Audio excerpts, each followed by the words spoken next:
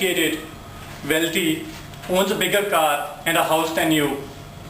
And say, if that person looks like something like that,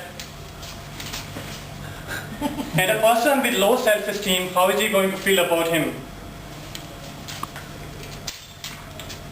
That is in front of a person who you feel is more wealthy, educated, and owns bigger things than you. This is how he's going to feel.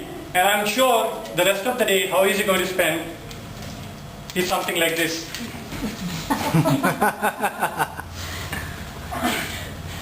So, good afternoon, Toastmasters and guests. By the end of the rest of my speech, you're going to be able to identify that self-esteem is something which is in our own hands. So what is this self-esteem all about? Let me tell you a personal incident. One evening I was leaving office on my bike and I was stopped by a security personnel. He said, he asked me, "What happened at gate number 1, sir?" While I was still thinking, where is this gate number 1? I replied, "I don't know." Then he said, you exited through a no entry zone, and when the security person there tried to stop you, you didn't stop.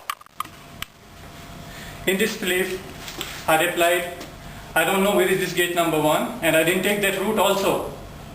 In between, another security personnel had joined, and both of them together kind of made me feel that I was guilty, and they let me go.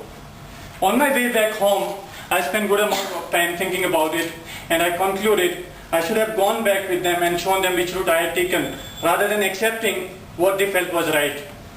So I also realized if I don't show the courage to face reality, I lose my self-confidence, which in turn undermines my self-esteem. So coming back to the point, what is self-esteem?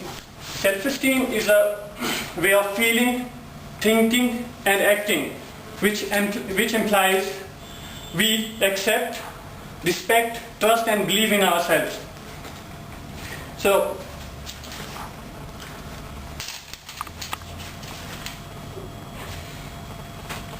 when I accept myself, I can live comfortably both with my shortcomings and my undue self-criticism.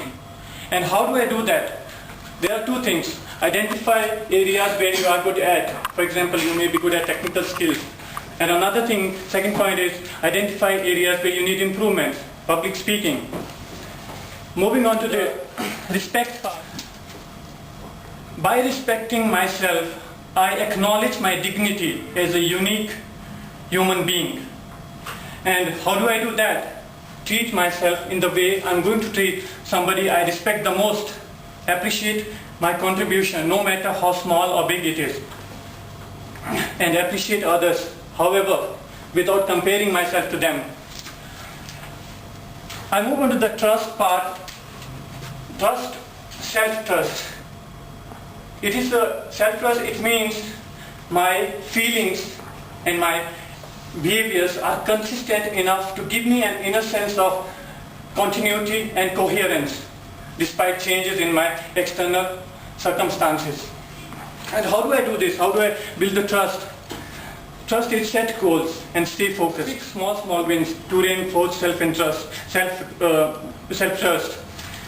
Someone had said about self-trust that when you come to the edge of all the light you know, and you are about to step off into the darkness of unknown, faith is knowing one of the two things will happen. There will be something solid to stand on, or you will be taught to fly. So with that, I move on to the belief part, self-belief. It means I get to have good things in my life, and it also means I have the confidence to fulfill my deepest desires, personal needs, and my aspirations. And how do I do that? Every single day, when you wake up, tell yourself that you deserve to have good things in your life. And the next one is take action to achieve that you strongly believe in. So what happens is we may have in life we feel situations where we want to prove that we are better than others, or or we want to show that we have a better self-esteem than others. So there are, what I realized that there could be two ways of increasing our self-esteem.